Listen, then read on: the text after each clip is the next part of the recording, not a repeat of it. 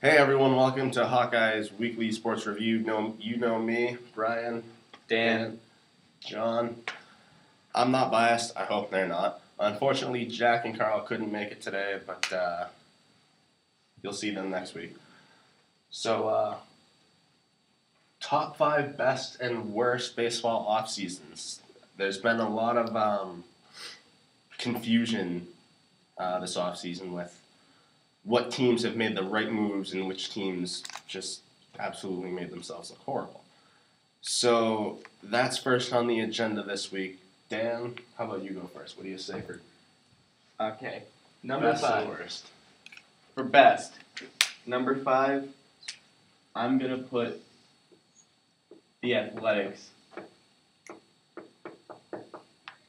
Because they have made some good moves this offseason. They traded for Chris Young. They only gave up Cliff Pennington and a prospect for that huge amount of talent. Now they have 4 really good outfielders.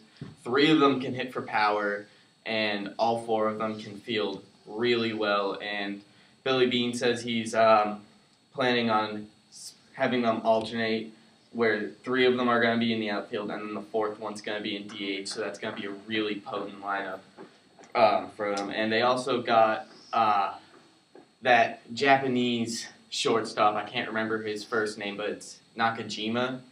He's going to be really good. I've seen some clips of him. He has a really nice swing, and he can field the ball pretty well. And then the Houston Astros trade for Jed Lowry and that reliever. They really solidified their bullpen even more with that trade. And then they got a solid option for third base in Jed Lowry. And, I think that's the Oakland Athletics are number 5. And then number 4, I have the Mariners. Because they solidified their rotation by extending Felix Hernandez with the largest contract for a pitcher in Major League history, which he deserved every single penny he got in that. And then they solidified it even more with Joe Saunders. He's going to be a reliable 3rd or 4th guy in the rotation. And then they got some much-needed offense with Kendry Morales, trading for him. They traded Jason Vargas, who they didn't really need him. They already have enough pitching.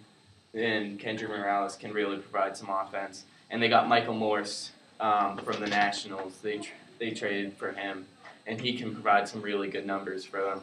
And Jason Bay, he might have done horrible the past year, 2 years with the Mets, but he can really, if he recovers and gets back to his old form, he's going to do wonders for the Mariners. And then they also got Raul Ibanez, who, you saw his performance in the postseason for the Yankees. So that should go without question. That's a good signing. Number 3, Blue Jays. Okay, not much to be said here that hasn't already been said a million times. They got a ton of talent from the Marlins with getting Josh Johnson, Jose Reyes, a lot of those players from the Marlins. They really cleaned out the Marlins of all their good players. And then they traded for R.A. Dickey and only gave up a few prospects for him. So they A, got some really good pitchers for their starting rotation, and B, got some much-needed offense, and they can really compete in the AL East now. I'd say they're my favorite for winning the AL East, even though I'm a Red Sox fan. Number 2, Angels. They got the really important acquisition of Josh Hamilton, who will provide the Angels. It gave them the best 1-2 punch in baseball, in my opinion, with Pujols and Hamilton. And then they already had the best leadoff hitter in the entire MLB in Mike Trout, who, by the way, is the best contract in baseball because they only have to pay him $900K a year. And then they got Sean Burnett to solidify their rotation or bullpen. I'm not sure which they want to use him for. The only question I have is Joe Blanton. They acquired him on a reasonable contract. He has the stuff to be good, but he just doesn't know where to locate it, which makes him give up a lot of home runs, which can cause problems for him. And the number one shouldn't be a surprise, the Dodgers. They have officially had the highest payroll in baseball history this offseason. They basically bought everybody.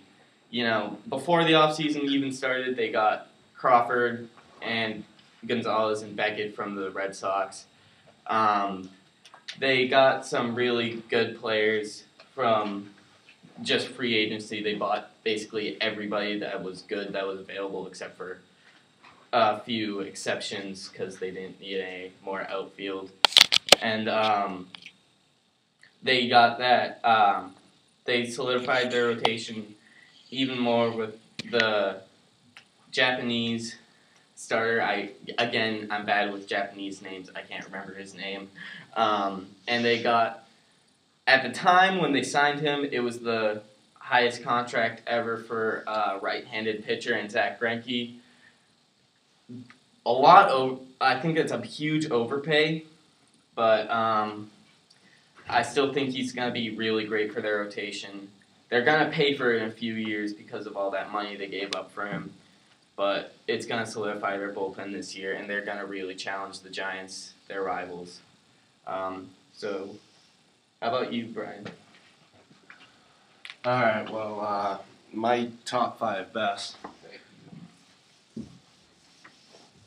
My top five best, starting off with number 5, and I know that we say how we're not biased in the beginning of the video, but along with Dan, I am a Red Sox fan, diehard through and through, and I do believe that Boston had the 5th best offseason in baseball.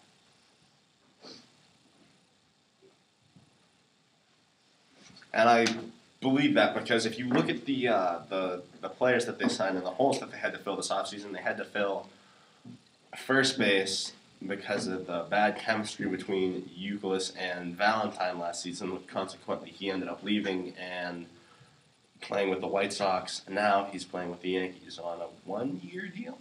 2-year. 2-year. How much is that? I think it's 2-year. I think it's 2-year, $15 million. Yeah, a 2-year, $15 million deal. The Yankees are notorious for signing monster contracts. Look at guys like A-Rod. But, yeah, look what he's turned out to be. You'll see about that in the worst off seasons, what my picks are. The Red Sox lost their top closer, Jonathan Papelbon. He's in the National League now. We acquired Yoel Hanrahan as a closer from the Pirates. We got Mike Napoli for first base. That's a very interesting deal, which is one of the reasons why the Red Sox are also on my top 5 worst list.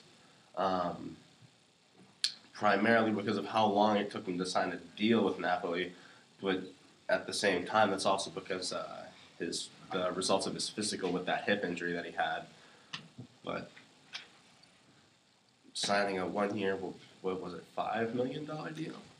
$5 or $6 million deal, and then incentives could make it $13 million. Yes, incentives to make it $13 million instead of a 3-year, $39 million deal. Was that what you wanted? Yeah. So basically, if he performs well, he's going to make the exact same amount of money he would have made without the hit. Yeah. So he's not a money pit, which I think is a really good move by Ben Cherington.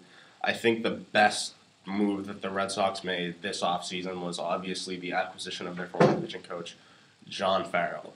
Why I say this is because John Farrell, I think, knows the system probably better than anybody else in the league does, aside from Terry Francona, who we were all very sad to see leave. I think some of us were a lot more saddened by the fact that we got Bobby Valentine as a manager, and that was just Who picked him? Front. I know Charrington didn't. There were better options out there. Much better. And Charrington didn't pick him. Why? I don't know. I think it was just Lucchino and It's because of John Henry his just kind of thrown track it out record. there. His track record was good with the Rangers, but But I think his thing is, it's like it's all about me, yeah, kinda, and that consequently led to really poor chemistry in the clubhouse, fried chicken and beer drinking. But that is what it is. Moving right along, I think number 4 is the Seattle Mariners, primarily because of what Dan said about the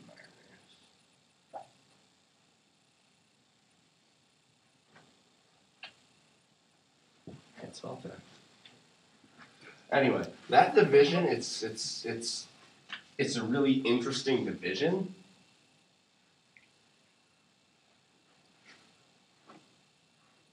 And I think when you play teams out of that division, it's either a cakewalk or it's a battle to the death.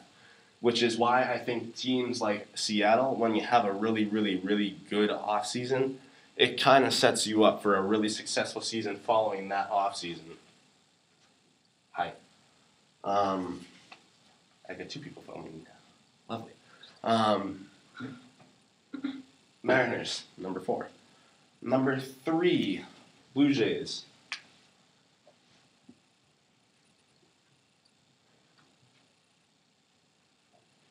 And I really wish Jack was here for this one. Dan knows why. The Blue Jays, they did make a lot of big moves in the offseason. Getting rid of John Farrell, I don't think it was one of their best moves, but, both teams benefited from that. I mean, the Red Sox get John Farrell, probably one of the best first-year managers of a team going into this season. Signing Ari Dickey, that was a big move. And I say I wish Jack was here because for some reason Jack he just hates Ari Dickey. How can you hate Ari Dickey? Especially for Boston. Boston likes knuckleballers. Look at Tim Wakefield. He was 200 before he got his 200th win, but he still got it. Second best offseason would be the Dodgers. And I'm sure Dan's probably saying to himself in his head, why the hell are they not number 1? I don't put the Dodgers at number 1 because they didn't sign a contract for the arguably some of the 2 best hitters in the MLB for the best 1-2 punch in the MLB. The Dodgers kind of went all out like the Yankees usually do. They signed everybody, even before the last regular season was over. When they signed Carl Crawford, did they sign Kelly Shoppach in that deal too? No, they didn't. Crawford. It was Crawford, Beckett, and Gonzo. Yeah. Yeah, just signing those 3 guys. They're really promising players. Maybe not Josh Beckett so much because his numbers and his career was progressively declining here in Boston as we saw the last couple of seasons. More prevalent so this season than 2 seasons ago, but a lot of people say it's his attitude. I agree with that in a sense, and I disagree with it because I do see him as a bit of a windbag and a crybaby. I'm sorry, Josh, if you watch this. No hard feelings. I don't like you. But he was a great pitcher. He did everything he needed to do here in Boston. Number 1 offseason is the Angels.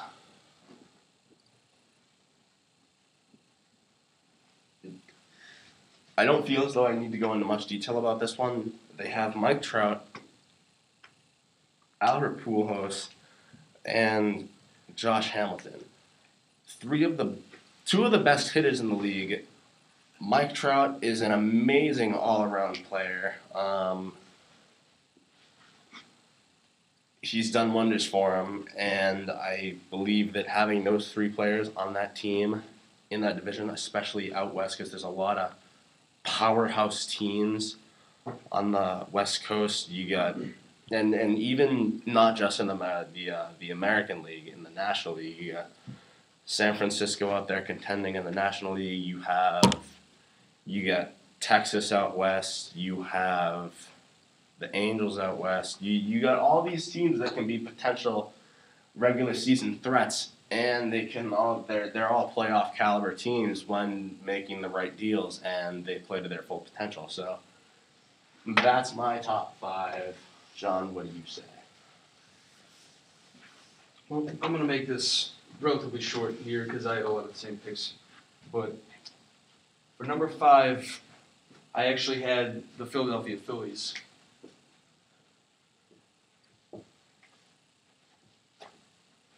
And the reason why is they had Ben Revere, they had Michael Young, they had John Lannon, Mike Adams. That's strong pitching and strong fielding right there. They got two good. They got a good leadoff hitter. They got a good power hitter, in that. So that's who I had for number 5. Number 4.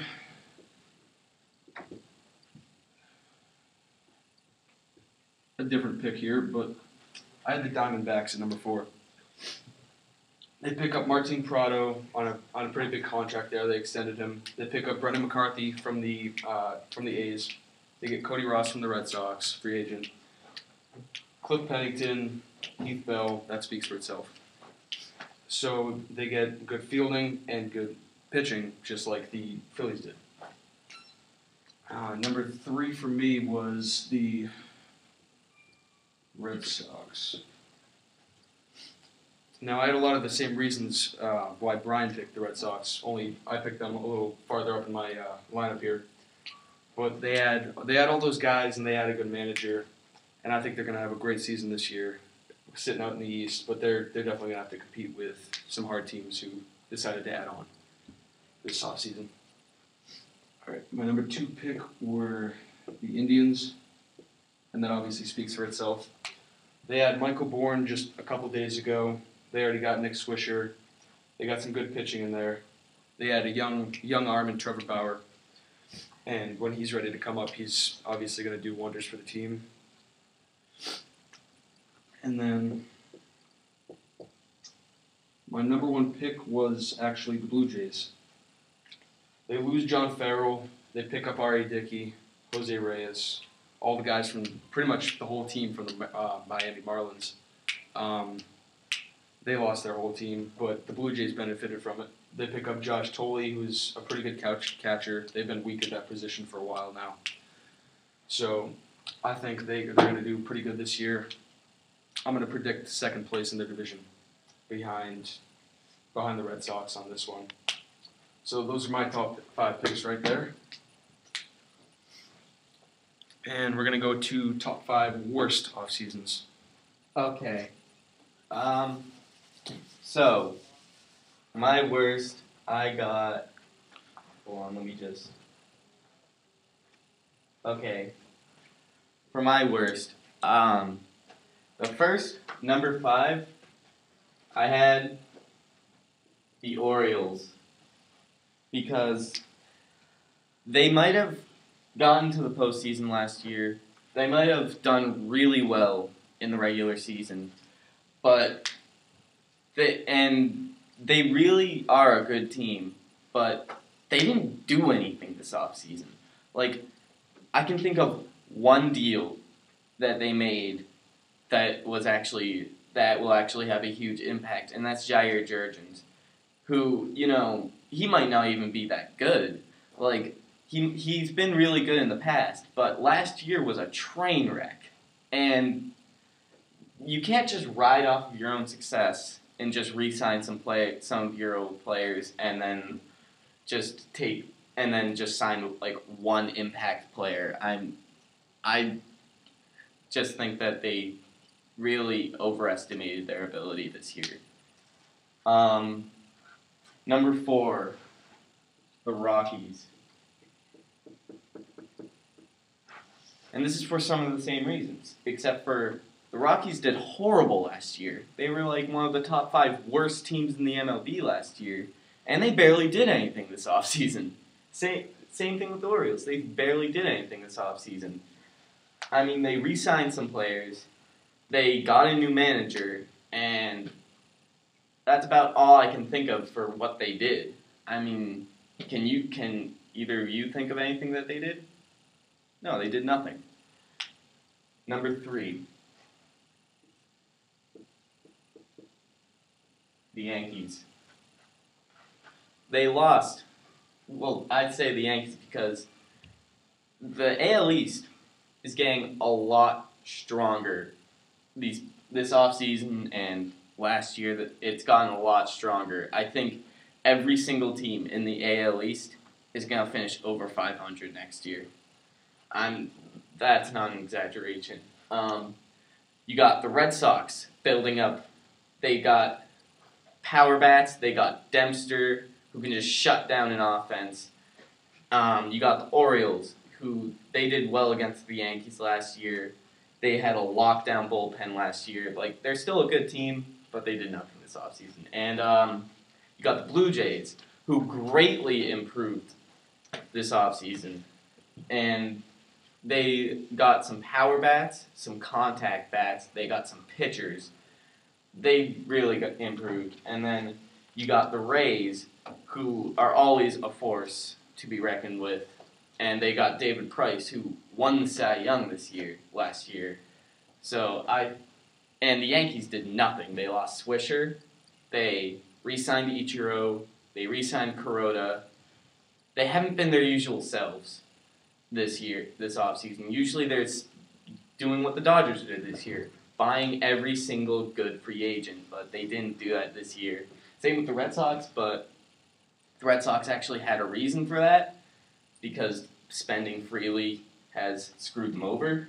But the Red Sox still had a good offseason.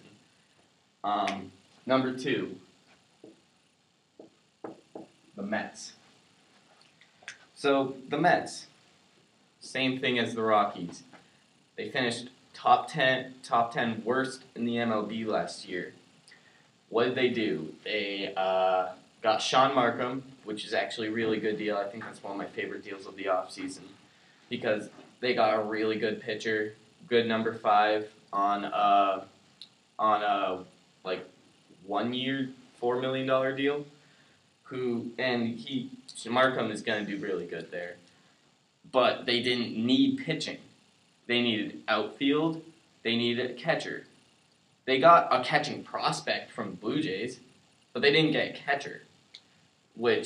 And they gave up R.A. Dickey. They traded R.A. Dickey for some prospects, which that will definitely hurt their starting rotation. Giving up a Cy Young winner, I mean, of course it's going to hurt your rotation, but they still have a lockdown rotation. And the one major thing they did this offseason was sign a pitcher. That makes no sense to me. And number 1, shouldn't be a surprise, the Marlins. Again, not a lot can be said here that hasn't been said in the past. They basically traded every single good player they have other than Stanton and Logan Morrison for some prospects. Like a year after they just built a new stadium using taxpayers' money. So they're basically throwing in the towel after one bad season. They signed, Placido Polanco, which if you're thinking get young, what are you doing signing Placido Polanco? He can be good, but I honestly think he's not going to do good. And then they got Juan Pierre, who I like. He's one of my favorite players, actually. He's fast. He's good at fielding. He's a veteran presence, and he's going to do good. He did well last year for the Phillies. He actually did really well in September last year. And then, who else did they get? I know they got somebody else, but he must not be important if I can't remember him. One beer. What? One beer. Just mentioned him. Yeah, but they basically gave up their entire team. They're not going to do anything this year, in my opinion, except for Stan. Stan's going to be the only one out there doing anything, and Pierre. Yeah, that's my list. Brian, cheers. All right, well, before I say anything about who my top 5 worst off seasons belong to. I think Dan did an exceptional job on that one. Good work, my friend. And I think I'm probably gonna have to change up my list a little bit, but not so bad. My number 5 is gonna be the Rangers.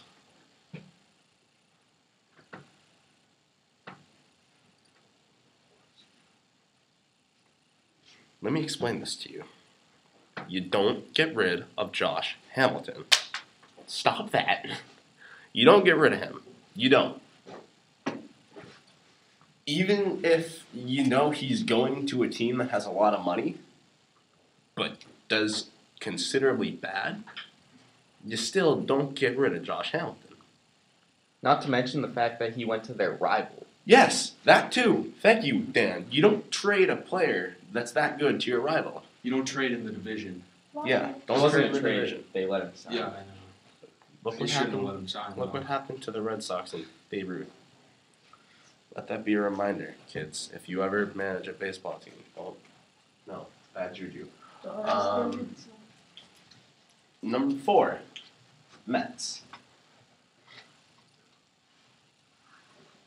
Another one, short and simple. Don't get rid of a guy like R.A. Dickey if he wins the Cy Young. It'll bite you in the ass, pardon my French, but it's going to happen. You don't... There's a lot of knuckleballers that they do get thrown around in the conversation of best pitcher in the league or just best pitcher in the last few seasons. And about 50, 60, maybe even 70% of the time, in most cases, you will see that whoever's saying that is probably wrong. But R.A. Dickey is one of those guys that he proves you wrong when you say he's not one of the best. R.A. Dickey's one of the better knuckleballers in the league right now. And He's the only knuckleballer in the league right now. is he really? Yeah. There's one other one. The league needs more knuckleballers. He's the best knuckleballer in the past 10 years. Yeah, he said what Dan said. Technically, it's still the best. It's the only. Okay, yeah, so. So you're right. Huh? You're right. I'm a genius. Get out. Didn't you? I'm kidding, Elodie. My top 3rd worst off season. Like I said, I'm gonna change up my list here a little bit. No, you know what? No, they're not number 3. I think the Red Sox are number 3. And I know what you're saying. You had them on your list of best off seasons. But I'm going to tell you why, and I'm going to tell you why right now. The Red Sox, it wasn't, I can't stand here and tell you that it was a surefire thing, that there was a 50-50 chance of them signing Abreu, because there wasn't. But the fact that they even took the time to, spec him out, why would you do that? And the Red Sox are a smart organization. Am I wrong? In some ways, they're dumb. Some ways, In some ways, they're not the smartest. They're not the brightest bulb. But, just look at Carl Crawford. yeah, exactly. Well, That was a good sign at the time. it was, yeah. He when he was with Tampa Bay, he killed the Red Sox. They should. I agree. They should have signed him, but for that much money now. Yeah. There was also J.D. Drew. Epstein just had to have him. What was that, $14 million? Some ridiculous contract. Anyway, the fact that they even spec'd out Abreu and the Red Sox most of the time are a considerably smart team, I swear it's not biased at all. They're a considerably smart team, and the fact that they even took the time to spec out Abreu at that time that they were doing it, at any point in time in the offseason, I think was wrong. Especially after the season that they're coming off of, because this is a season where they need to rebuild and rethink their strategy. That's why I have the Red Sox at number 3. Number 2, like I said, I'm changing up my list. Number 2 for me is the Marlins. Bad season, new stadium, taxpayers' money, thrown in the towel. I'm kind of ripping off what Dan said. And didn't Toronto, gut their team out? They basically just left Stanton Ruggiano, and Logan Morrison. Those Yeah. are the only good players that they left.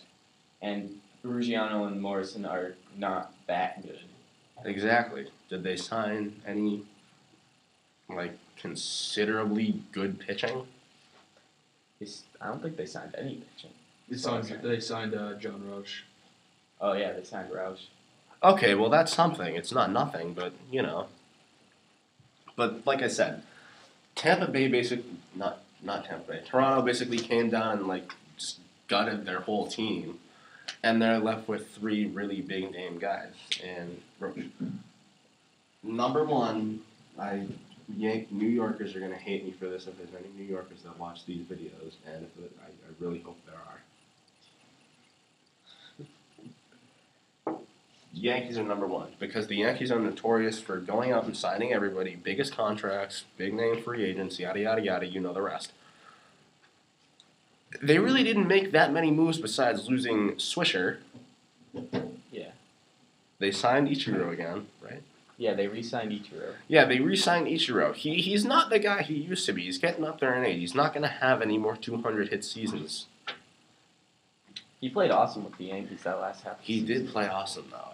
I feel like whenever someone gets, up considerably old in the league and the Yankees sign them, that they just go out and do amazing. Steroids. They also went out and signed Travis Hafner, Yeah. which I did not agree with. I don't agree with a lot of the things the Yankees do, and that's probably because I was in Massachusetts. Yeah, that's kind of... This might be the most biased part of the show. Just warning. Ever. It's kind of like instinct for us, but really though at the same time they really did stray away from what they're used to doing. I mean that's what they're notorious for is handing out the biggest contracts and signing everyone. Would you say they're number one worst or number one most disappointing? Now that you say that, I really shouldn't say number one worst. I do think number one most disappointing. Now that you mention it, the Marlins would probably be number one. And the Yankees would get put to number 5, and then everybody would get pushed down one. But I would switch out the Red Sox and the Mets because the Red Sox weren't that bad. They did sign a lot of big name guys like Gomes and Napoli, Steven Drew, who's really. I kind of question that one, but I kind of don't because they haven't had a really good shortstop since Noma. Yeah, it was a class act. But Noma. That's my picks for top 5 worst. John, what do you think? All right, let's go to top 5 worst for me. All right. Number 5, I'm going to have to go with the Colorado Rockies.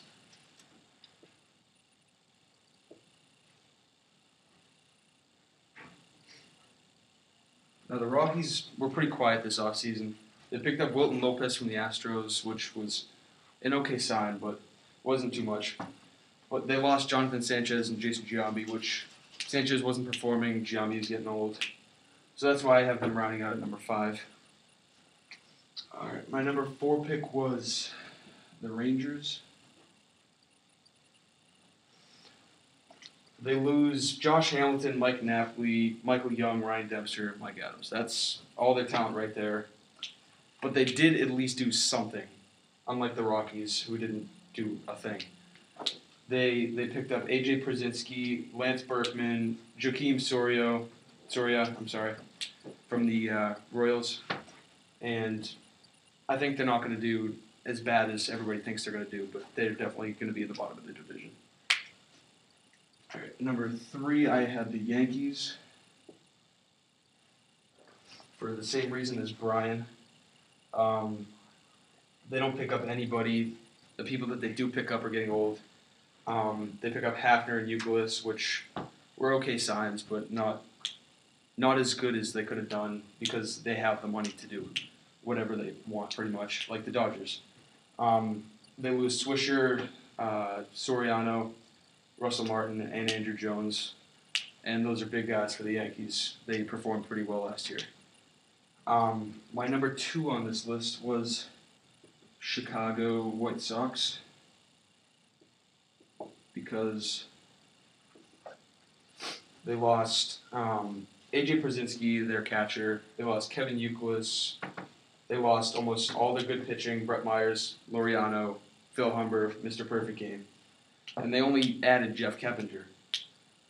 And what they needed to do was pick up pitching, and obviously they lost it and didn't get any. So I had them at number 2. And the top worst offseason for me was the Marlins. And that was simply because they lost all their talent and didn't get any, just like all the other teams on this list. They lose all their players to the Blue Jays. They still have Carlos Lee on the free agent list. And they only pick up Pierre and Rausch. That's not too good for them. They could have done better. So I had them at number 1, worst offseason. And plus, they lose Ozzie Guillen, and they really don't know what they're going to do right now. So that's about it.